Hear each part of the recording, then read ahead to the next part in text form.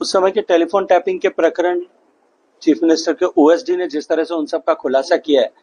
मुझे लगता है कि उसके बाद में शायद अब कांग्रेस के किसी नेता से कम राजस्थान में तो उनको इस तरह के लांछन लगाने, इस तरह के आधारहीन बातें करने का जो है मॉरल राइट भी अब उनका नहीं है। उनके पास इस तरह का कोई अधिकार नहीं है। अपने गिरेबान में झांक करके देखना चाहिए। और दिल्ली पुलिस को जिस तरह के statement OSD to the chief minister ने दिए हैं,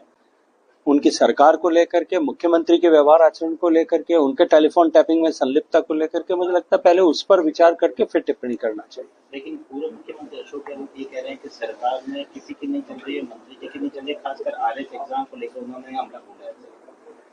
देखिए, भारतीय जनता पार्टी परिवार भाव से काम करने वाली पार्टी है।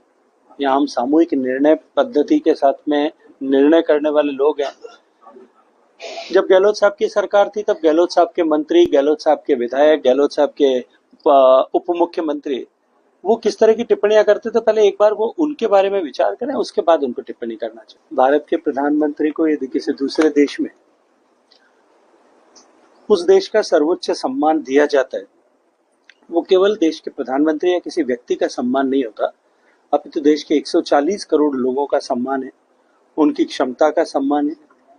उनके विकसित होने के संकल्प का सम्मान है, उनके जज्बे और हौसले का सम्मान है। माननीय प्रधानमंत्री जी ने दुनिया के सभी कोनों में जाकर के हम भारतवासी गर्व कर सकें, अपने कूटनीतिक संबंधों से, अपनी सूझबूझ से ऐसे सम्मान भारत के हम सब भारतवासियों के लिए हासिल कर हम सब लोगों का सौभाग्यवर्धन किया है। सर, G7 जो चल रहा है, इससे पहले खालिस्तानियों ने वहाँ जो है भारत के ध्वज के साथ जो है अपमान किया, विरोध कर रहे हैं, उसको किस नजरिए से देख रहे हैं, क्योंकि छवि खराब भारत की। देखिए, निश्चित रूप से दुर्भाग्यपूर्ण है लेकिन कुछ देशों में बसे हुए कुछ लोग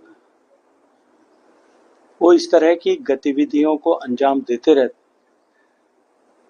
पहले से वर्षों से इस तरह के अलगाववादी ताकतें भारत की सरजमी से बाहर कई जगह ऐसे पल्लवित पोषित होती रही, लेकिन भारत की क्षमता और सामर्थ्य बढ़ने के साथ साथ में भारत के द्वारा ये स्पष्ट संदेश उरी, पुलवामा और पहलगाम के बाद में दिए जाने के बाद में कि अब भारत भूमि के खिलाफ चलने वाला कोई भी षड्यंत्र, चाहे वो भारत की धरती पर से हो रहा हो या बाहर से,